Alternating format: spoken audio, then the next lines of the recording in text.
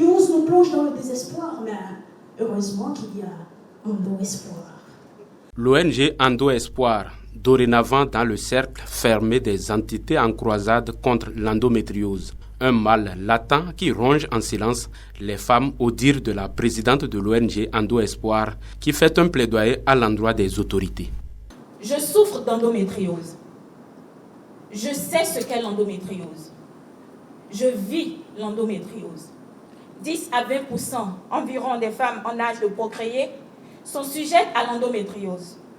Près de la moitié de celles qui se plaignent de douleurs récurrentes dans le bas-ventre sont des victimes de cette maladie.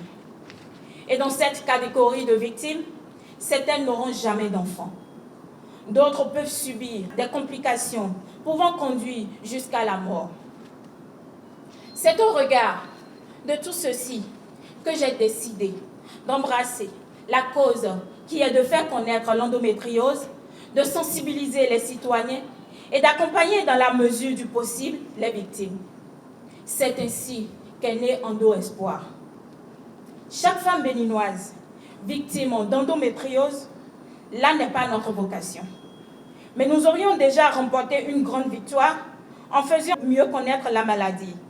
Nous aurons déjà atteint une partie de nos objectifs si notre action permet de raccourcir les délais de diagnostic afin que les victimes sachent qu'elles ne sont pas des proies de sorcellerie familiale, mais bien atteintes d'une pathologie connue et qui peut être, sinon guérie, au moins soulagée.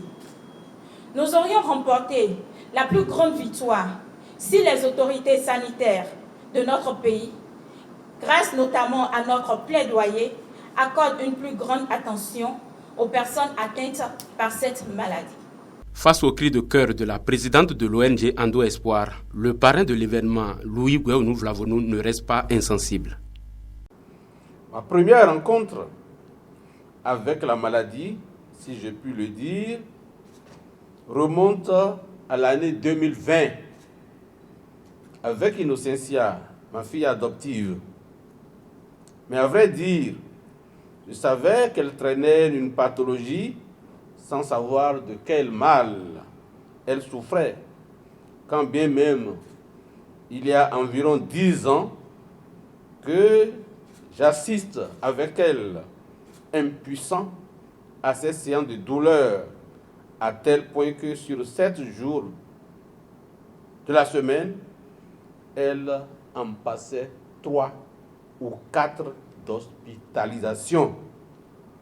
C'est ainsi que quand Innocencia m'a informé de sa volonté de créer cette ONG Endo-Espoir, je n'ai pas hésité un seul instant à accepter de l'accompagner et de l'appuyer, surtout en pensant à toutes celles qui, à travers notre pays, dans les grandes villes comme dans les contrées les plus reculées, ne peuvent pas s'offrir le luxe de consultation et de prise en charge dans un centre comme le CNHU.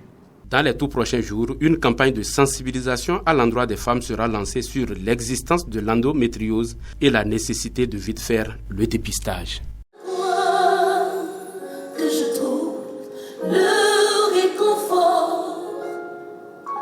Je n'ai plus peur de rien quand je suis